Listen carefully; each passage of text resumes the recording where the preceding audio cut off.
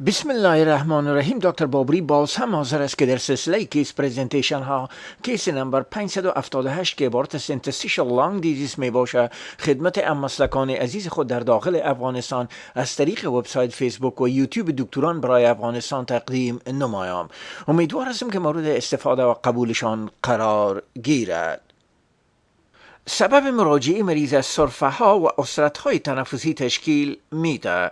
تاریخچه مریض برای ما حکایه میکنه که یک مریض 73 ساله می باشد 10 روز قبل از امریکا با اروپا سفر میکنه.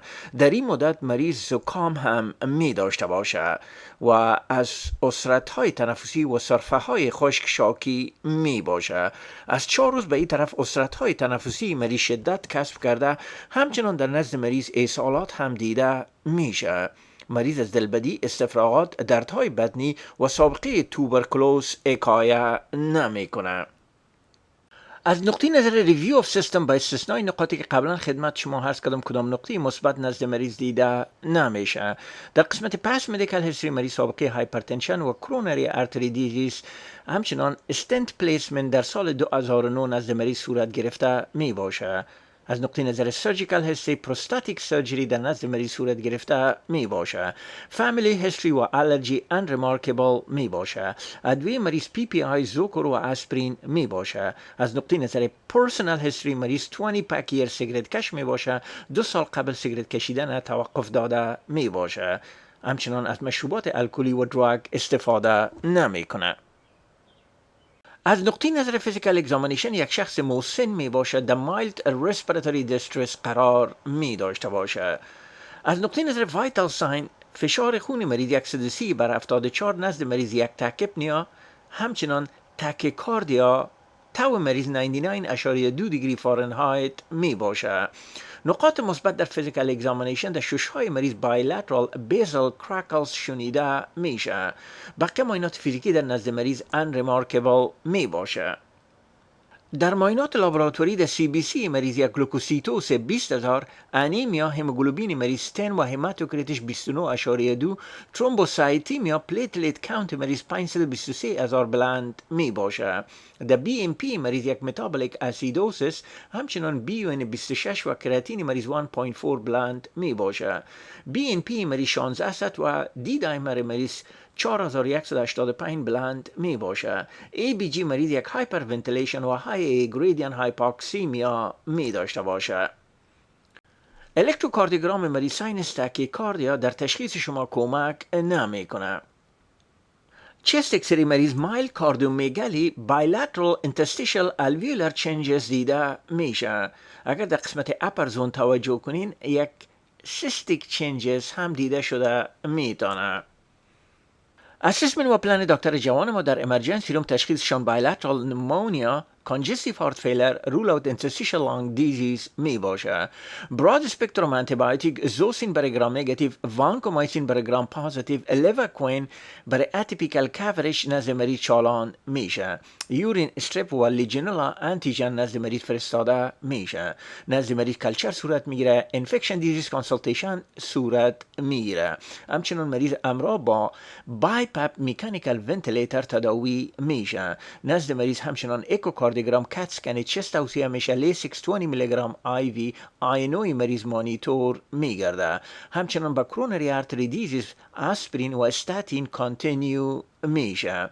همچنان باید به خاطر داشته باشیم به خاطر هایپرتنشن املودپین و بیتا بلاکر توصیه میگرده. برای دیپ ون ترومبوز پروفیلاکسیس هپارین سبکوتانوس 5000 یونیت سب کیو کیو 8 اور چالان میشه. انفکشن دیزیز کانسلتیشن هم در نزد مریض گرفته میشه. اونا هم تشخیص بایلاترال کمیونیتی اکواید نمونیا در نزد مریض می نمایند.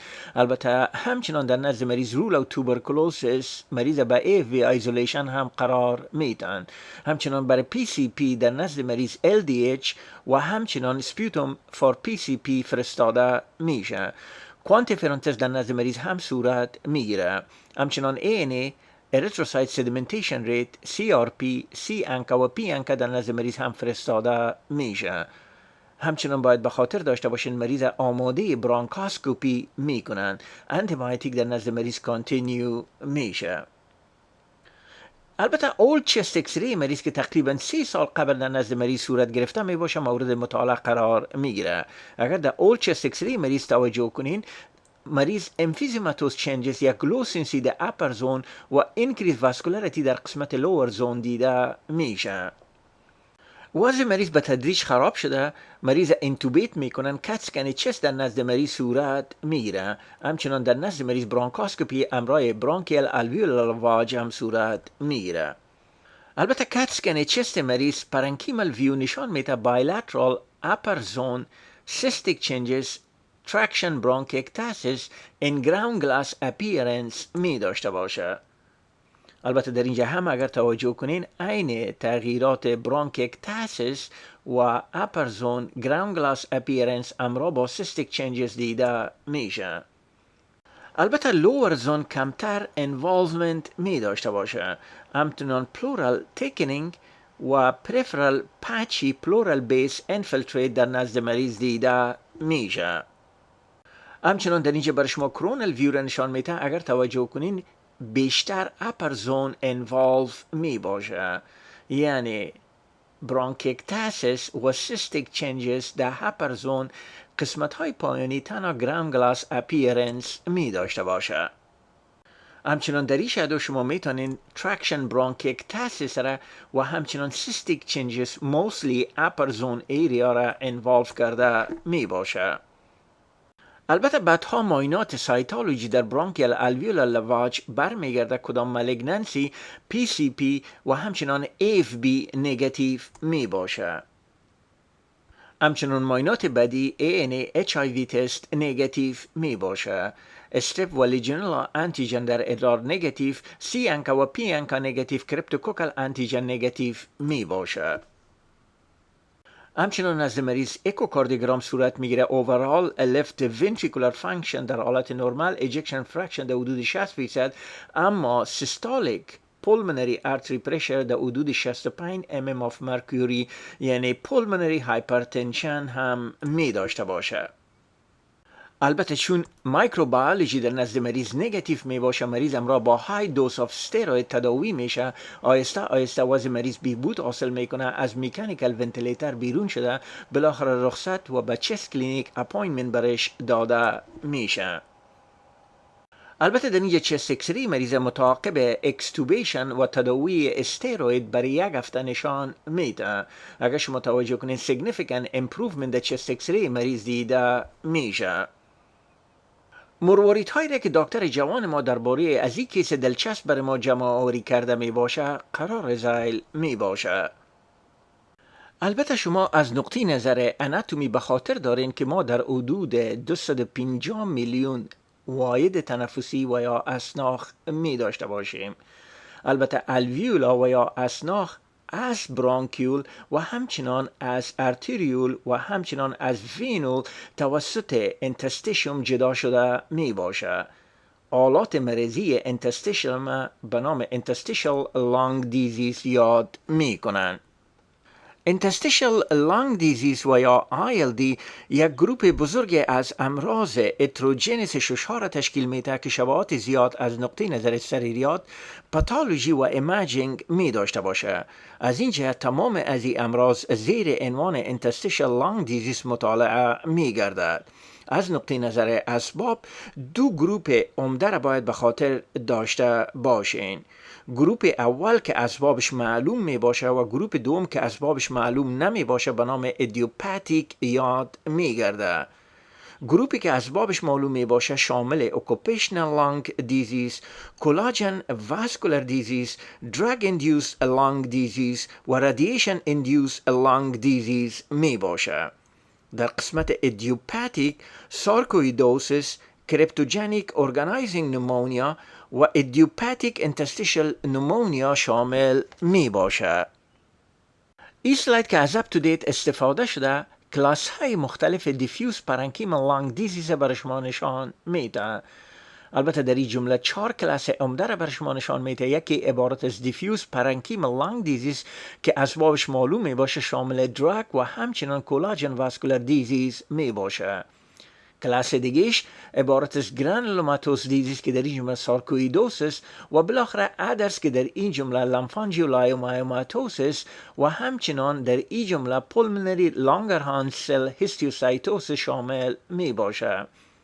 البته ایدیوپاتیک انترستیشل نمونیا که اسبابش معلوم نمی باشه در این جمله یکی عبارت از ایدیوپاتیک پولمنری فایبروسیس و دیگه عبارت از ایدیوپاتیک انترستیشل نمونیا می باشه که در گروپ ایدیوپاتیک انترستیشل نمونیا چندین کلاس عمده که شامل دیسکواماتیو انترستیشل نمونیا DIP، AIP و یا اکوت انترستیشل نمونیا، non-specific interstitial pneumonia, respiratory bronchiolitis interstitial lung disease, cryptogenic organizing pneumonia و LIP یا lymphocytic interstitial pneumonia شامل می باشه. این سلاید هم از up to date استفاده شده که برای شما در محور X عمر مریضا و در محور Y انسیدنس امراض مختلف interstitial lung disease معرفی میکنه. البته رنگ آبی pulmonary Langerhans cell histiocytosis، رنگ سبز سارکویدوسیس، رنگ سرخ IPF یا interstitial pulmonary fibrosis می باشه. اگر شما توجه کنین معمولا IPF در اشخاص مسن، pulmonary Langerhans cell histiocytosis در اشخاص جوان و همچنان سارکویدوسیس هم در اشخاص جوان بیشتر دیده شده میتونه. البته این سلاید هم از up to date استفاده شده. Interstitial lung disease based on duration برای شما کلاسیفای میکنه. البته به سه کلاس عمده، یکی اکیوت که در ظرف روز تا هفته در نزد شما مراجعه میکنن که در این جمله AIP acute interstitial pneumonia، هامن-ریچ سندروم، eosinophilic pneumonia، hypersensitivity pneumonia و cryptogenic organizing pneumonia شامل می باشه. گروپ سب اکیوت که هفته ها تا مار در بر میگیره در این جمله سارکویدوسیس، drug-induced lung injury، alveolar hemorrhage syndrome، cryptogenic organizing pneumonia و connective tissue disease در این جمله شامل می باشه. البته chronic disease of interstitial lung disease که از مالها و سالها به این طرف نزد مریضا موجود می باشه، idiopathic pulmonary fibrosis، sarcoidosis، pulmonary Langerhans cell histiocytosis و chronic hypersensitivity pneumonia در این جمله شامل می باشه. البته این سلاید هم از اینترنت استفاده شده. اشکال مختلف interstitial lung disease based on distribution در chest x-ray و HRCT برای شما نشان میده. البته باید به خاطر داشته باشین IPF یا interstitial pulmonary fibrosis و UIP معمولا lower zone subpleural involvement می داشته باشه.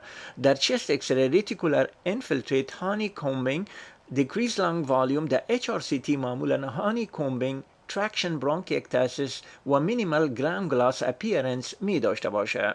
non-specific interstitial pneumonia معمولا lower zone reticular infiltrate، ill-defined opacity یا consolidation در chest x-ray، minimal honeycombing در HRCT نشان میده. cryptogenic organizing pneumonia از نقطه نظر distribution معمولا lower و peripheral و prebronchial area را معروف می سازه. patchy consolidation، nodular opacity در chest x-ray، همچنان در HRCT ground glass appearance، patchy consolidation و nodular دیده شده میتونه. البته سارکویدوسیس معمولا upper distribution می داشته باشه. البته از نقطه نظر chest x-ray stage 1 hilar mediastinal lymph node، stage 2 hilar lymph node و pulmonary infiltrate، stage 3 تنها pulmonary infiltrate و stage 4 البته end stage pulmonary fibrosis در نزد مریضا دیده شده میتونه. البته از نقطه نظر HRCT reticular infiltrate، ground glass appearance، traction bronchiectasis، progressive massive pulmonary fibrosis در نزد مریضا دیده شده میتونه. البته این سلاید که از up to date استفاده شده اوصاف تشخیصی IPF توسط American Thoracic Society و European Respiratory Society بدون surgical lung biopsy نشان میده که شامل major و minor criteria می باشه. در major criteria شما باید که دیگر امراض interstitial lung disease رول اوت کنین. abnormal pulmonary function یعنی restrictive ventilatory dysfunction و کم شدن DLCO the HRCT by basilar reticular abnormality و minimal ground glass opacity همچنان the transbronchial biopsy و bronchial alveolar lavage alternative diagnose باید rule out شود. ماینور کریتریا عمر مریضا بالاتر از 50 ساله، سیر مریضا فوق العاده بطی، unexplained dyspnea و exertion، دوریشن مرض بیشتر از 3 ماه از نقطه نظر physical examination by basilar inspiratory crackles که به نام ولکرو رالز هم یاد میشه موجود باشه.